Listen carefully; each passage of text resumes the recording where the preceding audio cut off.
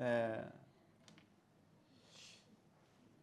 제가 아주 즐겨 부르는 노래 가운데에 자주 듣습니다. 아침에 커피 한 잔을 내려놓고 듣는 노래가 있어요. 이거 알아맞히시는 분은 이따 장소리에 가서 한 그릇 덮어드릴게요. 저는 윤한기 목사님이 부른 나는 행복합니다. 그 노래를 굉장히 즐겨 듣습니다. 제가 그 노래를 켜놓으면은 저희 아내는 또 시작이야 그러고 귀를 막고 들어가 버려요. 근데 이 노래를 듣고 나면 속이 후련해지고 근심 걱정이 사라지면서 제가 너무 행복해요. 저는 그 노래를 들으면서 그런 생각을 해봅니다. 가수 윤한기는 이 노래를 몰랐을 텐데 목사 윤한기는 이 노래를 알고 부른 것 같다라는 그런 생각을 해봅니다. 윤한기 목사님은 이런 노래를 불러서 전 국민을 행복하게 해준 것이 아닐까 생각을 해봅니다. 오늘 말씀 전에 함께 불렀던 찬양 제목도 행복입니다. 송경민 목사님이 작곡한 이 노래인데요, 삶 속에서 경험한 하나님의 은혜와 묵상 가운데 탄생한 곡으로 저는 감히 이렇게 고백을 하고 싶습니다. 하나님의 영감이 임한 찬양이라고 그렇게 고백합니다. 언젠가 기회가 되면 기한 목사님을 모셔서 간증과 찬양을 들었으면 하는 그러한 기대감을 갖고 살아갑니다. 오늘 본문의 시작은 하나님께서 내게 요구하시는 것이 무엇인가에 대한 질문으로 시작을 하고 있습니다. 그리고 그 해답을 본문에서 찾게 되는데요, 하나님이 진정 우리 삶 가운데 원하시는 것은 무엇일까를 한번 찾아보도록 하겠습니다. 13절 말씀을 같이 읽어보고 에어컨은 꺼주셔도 될 것 같아요. 같이 한번 읽어봅니다. 내가 오늘 내 행복을 위하여 내게 명하는 여호와의 명령과 규례를 지킬 것이 아니냐. 하나님이 우리에게 가장 원하시는 것이 뭐라고 그랬어요? 내 행복을 위하여 내게 명하는 여호와의 명령과 규례를 지킬 것이 아니냐. 하나님이 우리에게 말씀을 주신 분명한 목적을 말하고 있습니다. 내 행복을 위하여. 저는 가장 예민한 사춘기 시절을 곡학으로 보냈어요. 굉장히 저에게는 아픔의 시간이었습니다. 만약에 제가 그때 하나님을 만나지 못했더라면 아마 제 인생이 어떻게 되었을까, 어떨 때 생각하면 참으로 끔찍한 생각을 하게 됩니다. 저는 하나님을 만나서 너무너무 행복해요. 지금 벌곡에서의 사역은 저에게 주어진 축복의 시간입니다. 영어 성경을 읽어보면 하나님의 명령과 규례를 주신 목적은 우리가 가질 수 있는 가장 좋은 삶을 위하여라고 그렇게 기록하고 있습니다. 이것이 바로 하나님이 가진 최고의 관심사라고 합니다. 히브리어 언어로 보면은 행복을 위하여라는 단어는 레트로라크라는 단어를 썼습니다. 이 말의 뜻은 내게 기쁨이 지속되기 위하여 하나님은 우리에게 말씀을 주셨다는 거예요. 하나님은 우리가 가질 수 있는 가장 좋은 삶, 그리고 행복한 삶, 기쁨이 지속되는 삶을 살기를 원해서 주신 것이 바로 말씀이라고 말하고 있습니다. 말씀이 우리 속사람 가운데 오면은 행복이 와요. 기쁨이 충만합니다. 그러니까 말씀을 전하다가 돌에 맞아 죽어가는 스데반이 열린 천국을 바라보면서 원망하거나 저주하지 않고 오히려 자신을 향해서 돌을 던지는 백성들을 불쌍히 여기며 천사로 변화되어 하늘나라로 가는 것이 아니겠습니까? 엊그제 제가 신문을 읽다 보니까 이런 사설이 제 가슴에 와닿았어요. 베드로는 굉장히 다혈질적이고 충동적인 사람으로 늘상 몸이 마음보다 앞서는 전형적인 어부였는데, 그런 그가 성령 충만 받고 나니까 완전히 딴 사람이 되었습니다. 성전 미물에 앉아서 구경하던 나면서 못 걷게 된 이를 걷고 뛰게 했고, 한 번의 설교로 3,000명이 회개하는 전대미문의 성령 집회를 열기도 했습니다. 오늘 이 자리에서 예배하는 성도님들, 이 자리에 앉아서 행복과 기쁨, 은혜를 경험할 수 있는 것은 바로 하나님의 말씀이 있고, 말씀이 우리 가운데 운행하는 성령님의 강력한 역사가 있기에 가능한 것입니다. 우리나라는 경제적으로 굉장히 풍요로워졌습니다. 세계가 놀랄 만큼 발전했습니다. 그러나 행복 지수는 기대만큼 높지 않습니다. 죄송한 얘기 제가 하나 할게요. 제가 아주 오래전입니다. 캐나다로 떠난 지 만 4년이 지났을 때 한국을 처음 방문했었어요. 그때 제 여동생이 이천에서 사업을 하고 있었는데 어머니도 이천에 계셔가지고 제가 이제 이천을 방문했어요. 저는 나름 생각해서 캐나다에서 제가 입던 깔끔한 옷을 입고 한국에 도착해서 어머니를 보고 갔는데, 여동생이 저를 만나자마자 우는 거예요.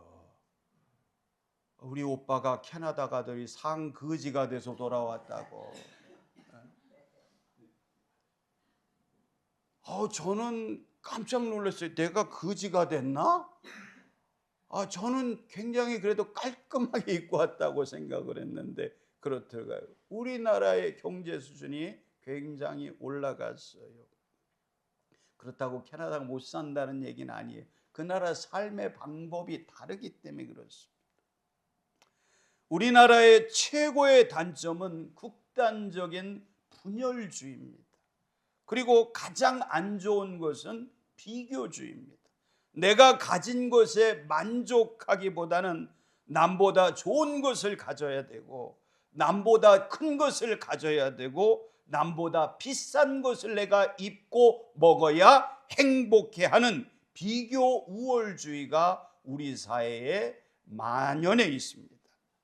행복순위 전 세계에서 1위에서 3위에 해당하는 핀란드, 덴마크, 아이슬란드, 이들을 보면 건강한 개인주의 사회를 가지고 있습니다. 탈물질관, 탈물질화된 가치관이 강하다는 거예요. 입고 먹고 쓰는 것에 너무 거기에 많은 부분을 생각하지 않고 있다는 것입니다.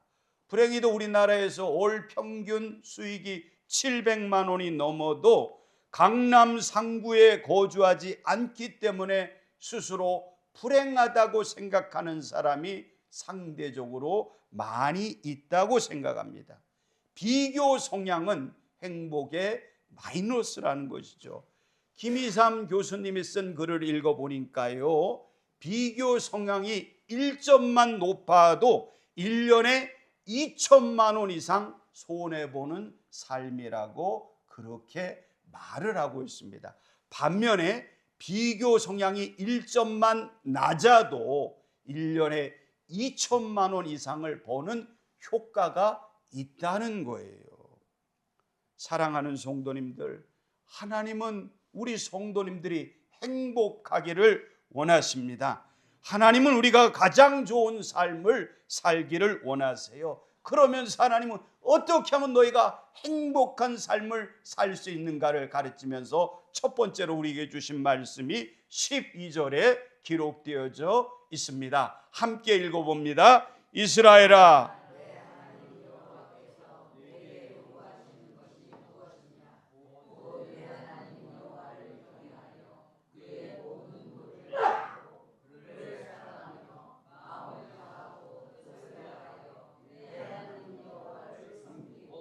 아멘. 하나님을 사랑하는 사람은 하나님을 경외하는 사람이다. 그렇게 말하고 있습니다. 하나님을 경외하라는 언어는 한번 띄워줘 보세요. 뭐라고 했냐면 레이라우라고 그래가지고 두려워하라는 그런 의미를 가지고 있습니다. 영어 성경을 찾아봤습니다. Fear the Lord your God, 그렇게 말하고 있어요. 너의 하나님을 두려워하라는 것입니다. 그리고 우리 한글 성경에는 좀 더 가까이 다가옵니다. 너의 하나님을 경외하라. 하나님을 가장 크신 분으로 생각하고 사랑과 존경하는 마음으로 하나님을 섬기라고 그렇게 말하고 있습니다. 하나님의 말씀을 존중히 여기고 죄를 가벼이 여기지 말고, 아까도 기도 중에 나왔습니다만 하나님의 심판이 있다는 것을 늘상 생각하고 사는 삶, 이것이 바로 하나님을 경외하는 삶이라는 것입니다. 다니엘은 사자굴 속에 들어갈지언정 하나님을 경외하는 것을 포기하지 않았어요. 그런 삶 속에 하나님은 가장 큰 빛으로 다니엘을 드러나게 하셨습니다. 그러면 어떻게 하나님을 경외해야 됩니까? 성경은 계속해서 이렇게 말합니다. 마음과 뜻과 정성을 다하여서 하나님을 섬기라. 하나님을 섬김에 있어서 최고의 모습은 예수님이 보여주신 십자가 사건입니다. 자신의 몸을 대속제물로 드린 사건이 인류를 살린 위대한 섬김입니다. 사도 바울은 너희 몸을 하나님이 기뻐하시는 거룩한 산제물로 드리라고 했어요. 하나님께서 원하시는 최고의 헌신은 단순히 돈이나 재능의 일부를 드리는 것이 아니라 우리의 삶을 담아 하나님 앞에 드리는 것을 제일 기뻐하신다는 것입니다. 하나님을 사랑하는 가장 쉬운 방법은 예배를 소중히 여기는 것입니다.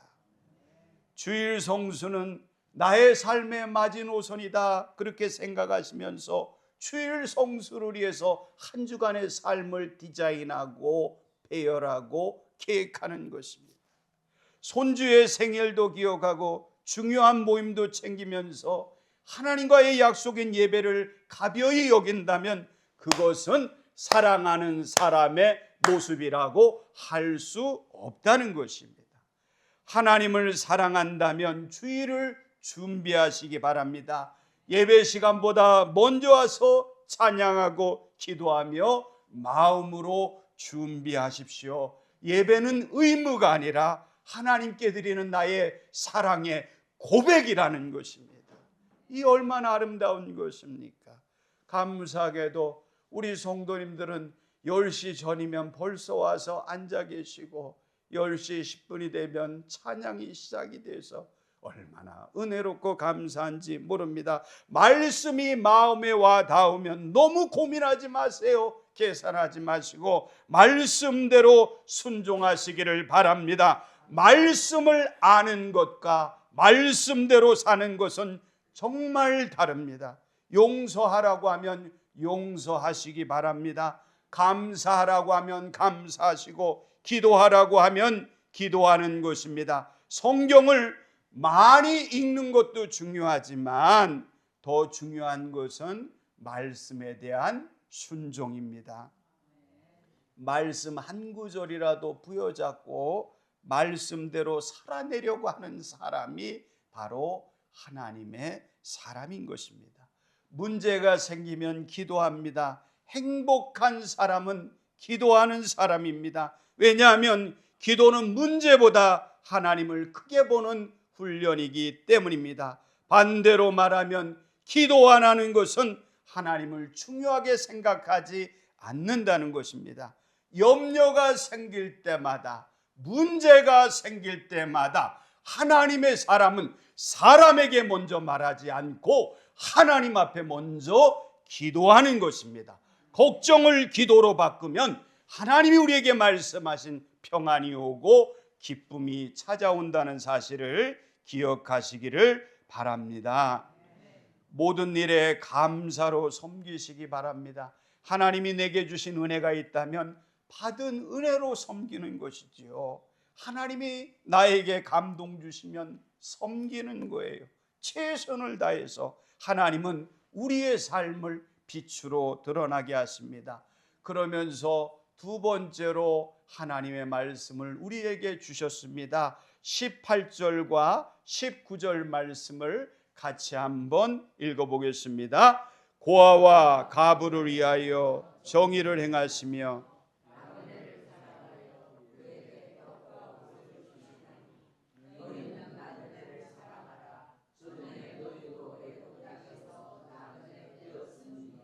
아멘.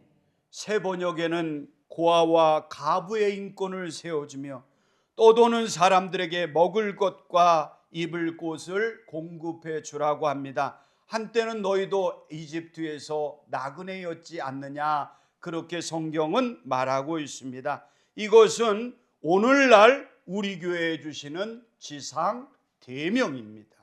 하나님을 사랑하고 이웃을 사랑하라는 것입니다. 어느 날인가 어수름한 저녁이 되어서 제가 동네를 걸었어요. 턱골을 끝에서 시작해서 우리 교회까지 한 바퀴를 도는데 어느 날인가 그런 생각이 드는 거예요. 도대체 우리 동네에 빈집이 몇 집이나 있는가 한번 세어보자, 그렇게 생각을 하고는 턱골 끝에서부터 교회까지 오는데 빈집 세다가 제가 깜짝 놀랐어요. 저는 빈집 몇 집 안 되는 줄 알았거든요. 그런데 제가 세보니까요, 세상에 깜짝 놀랐어요. 엄청 많이 집이 펴 있더라고요.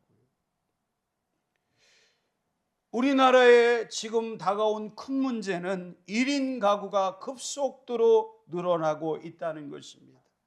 다행히도 복지 정책이 잘 되어 있어서 정말 다행이지만 우리 교회가 해야 될 일이 너무도 많이 있고, 교회가 지역구리에서 해야 될 일이 너무 많아요. 그래서 저는 지금도 새벽마다 제 기도 시간마다 늘상 기도의 1번이 벌곡의 영육간의 부흥을 위해서 기도하고 있습니다. 이번에 우리 교회 선교부장님이 작정을 하시고 결단을 해서 우리 동네 한 10여 가구에 자비량으로 LED 전등을 다 달아드렸는데 얼마나 감사한지 몰라요. 우리 마을에도 혼자 사시는 어르신들이 참으로 많이 있고요. 제가 보기라도 지금 5가정의 어르신들이 어제 통화하면서도 몸이 아파서 못 나오고 하시는 분들이 많이 계세요. 빈집은 늘어나고 사람은 줄어들고 있습니다. 그러나 사랑하는 성도님들, 우리는 이것을 잊어버리면 안 돼요. 교회는 건물을 지키는 것이 아니고 교회가 지키는 것은 사람이라는 사실을 기억하시기 바랍니다. 우리가 한 사람의 손을 잡아주고 한 사람의 이야기를 들어주고 한 사람을 위해서 기도한다면 그것이 바로 하나님 나라 이웃 사랑을 세워가는 것인 줄로 믿습니다. 이번 주에 한번 실천해 보십시오. 교회 안에 혼자 계신 성도 한 분에게 전화를 걸어보시고 내 주변의 이웃에 혼자 사시는 어르신들을 향해서 한번 전화기를 한번 들어보시기를 바랍니다. 권사님 잘 지내시죠? 집사님 평안하시죠? 그 한 통의 전화가 누군가에게는 하나님의 위로로 다가간다는 사실을 기억하시기 바랍니다. 예배 끝나고 가시는 분이 있으면 손을 잡고 식사 같이 하시고 가시지요. 이것이 닫힌 마음의 문을 여는 하나님의 천국 열쇠라는 사실을 기억하시기 바랍니다. 오랜 세월을 믿음으로 교회를 섬겨오신 귀한 여선교회 회원들도 제가 보면은요, 우리 여선교회 회장님으로부터 나이가 제법 많이 드셨어요. 우리 교회도 언제까지 할 수 있을지 걱정이 많을 정도예요. 매주 점심 식사를 공개를 하는데 제가 우리 여선교회 임원들을 볼 때마다 제가 정말 감사해요. 얼굴 찌푸리지 않아요.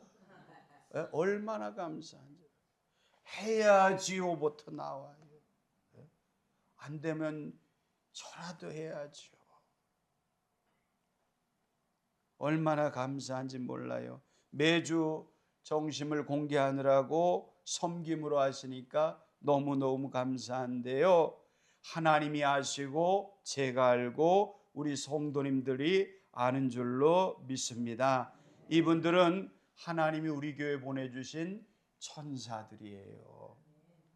우리 교회 주변에 보면 우리보다 큰 교회들 중에 정심 식사를 안 하는 교회들이 제법 있어요. 그러나 섬김이 있는 교회는 하나님이 사람을 보내십니다. 할렐루야. 섬김이 있는 교회는 하나님이 보내십니다. 왜냐하면 하나님은 사람을 지키기를 원하시니까요. 언로에서는 너무도 감사해서 참 이렇게 착한 권사님들이 어디 계셔. 참 그 귀한 쌈짓돈을 내가지고, 그래서 오늘 오후 예배 마치면 장소리에서 백숙을 대접하신대요. 너무 감사하죠. 받는 분은 받아서 좋고 섬기는 분은 섬겨서 좋고. 제가 알고요, 우리 성도님들이 알고 누가 알아요? 하나님이 아세요. 젊은이들은 좀 더 젊다는 이유로 어른들을 섬기고, 어르신들도 마음과 정성을 다해서 젊은이들을 대접하는 이것이 바로 아름다운 교회의 모습입니다. 나그네를 사랑해야 됩니다. 나그네의 의미를 찾아봤어요. 이방인, 난민, 외국인, 노동자, 그들은 땅을 소유하지 못하고 가족이나 친족의 보호를 받지 못하는 사회적인 약자를 일컫습니다. 전 세계에서 가장 많은 선교사를 파송한 민족이 미국이고요. 그 다음이 우리 한국이에요. 가만히 제가 설교를 준비하면서 생각해 보니까 왜 우리 한국이 이토록 부흥하는 나라가 됐는가? 저는 믿음으로 고백합니다. 전 세계에서 두 번째로 선교사를 많이 파송했기 때문에 5천만밖에 안 되는 이 민족이 전 세계에 가장 많은 선교사를 파송했기에 하나님의 복을 안 주시겠어요? 당연히 주시죠. 아직도 복음을 알지 못하는 미전도 종족들에게 복음을 전하는 선교사님들을 후원하고 돕는 기도를 쉬지 말아야 됩니다. 하반기에 인도네시아 조덕견 선교사님 네 분 오시면 한 번 더 모시겠습니다만, 전 세계에서 가장 많은 선교사를 보냈던 우리 한국에 이제는 외국인들이 자그마치 300만 가까이 모여들었습니다. 이들을 잘 섬기고 복음으로 양육되어져서 자국으로 돌아가 헌신하는 이들이 참으로 많아졌어요. 얼마나 감사한지 몰라요. 얼마 전에 캄보디아를 다녀왔더니만은 캄보디아 선교센터에 한국에서 감리교 신학을 하고 그리고 현지에서 선교 사역을 하고 계시는 베스트 전도사님을 만났어요. 그분도 아마 올 가을에 한국을 하기 때문에 들어온다고 그렇게 얘기를 하더라고요. 우리 교회도 그런 꿈을 꿔봅니다. 주변에 이방인들, 주변에 나그네들, 주변에 혼자 계신 이들, 이런 분들을 섬기고 돕고 또 함께하는 그런 아름다운 우리 벌곡 봉천교회가 되기를 소원합니다. 그런 교회 하나님이 버리시겠어요? 절대로 안 버리죠. 그죠? 그런 교회 하나님이 붙잡는 줄로 믿습니다. 올림픽 금메달리스트였고 세계 최고령 헤비급 챔피언이었던 조지 푸만이 1977년 경기 후에 심각한 탈진중 상태로 심장마비가 와가지고 병원에 실려갔습니다. 병원에서 수술을 받으면서 그는 영적 체험을 하게 됩니다. 죽음의 문턱에서 하나님이 나를 살렸다고 고백을 하고는 링을 떠나서 목사가 되었습니다. 그러면서 그는 전도와 봉사로 여생을 채우면서 이런 말을 남겼어요. 당신의 인생에서 무엇을 성취했는지는 중요치가 않습니다. 가장 중요한 것은 참된 목표를 향해 나아가는 것인데 그것은 하나님을 섬기는 것입니다. 그런 말을 남기고 세상을 떠났습니다. 신명기 10장 13절 말씀을 다시 한번 읽어보십니다. 내가 오늘 내 행복을 위하여 여호와의 명령과 규례를 지킬 것이 아니냐. 아멘. 하나님은 우리를 괴롭게 하시려고 말씀을 주신 것이 아닙니다. 우리를 행복하게 하시려고 말씀을 주셨습니다. 사단은요, 세상의 권세를 많이 가져야, 돈을 많이 벌어야 행복하다고 우리에게 거짓말을 합니다. 그러나 사람은 하나님을 떠나서는 만족할 수 없는 존재로 창조되어졌습니다. 물고기가 물을 떠나서 살 수 없듯이 인간은 하나님을 떠나서는 참된 행복과 만족과 기쁨을 누릴 수 없기 때문에 하나님은 우리에게 말씀을 주셨습니다. 하나님을 사랑할 때 비로소 인간의 존재 목적을 발견하고 참된 만족을 누리게 됩니다. 하나님을 사랑하시기 바랍니다. 하나님을 사랑하는 최고로 좋은 모습은 예배입니다. 이웃을 사랑하고 말씀에 순종하는 사람이 행복한 사람이라고 말씀하셨습니다. 오늘 댁에 들어가시면 3가지만 실천해 보시기를 부탁을 드립니다. 첫 번째로는 하루에 10분만 하나님께 기도하십시오. 삶이 달라집니다.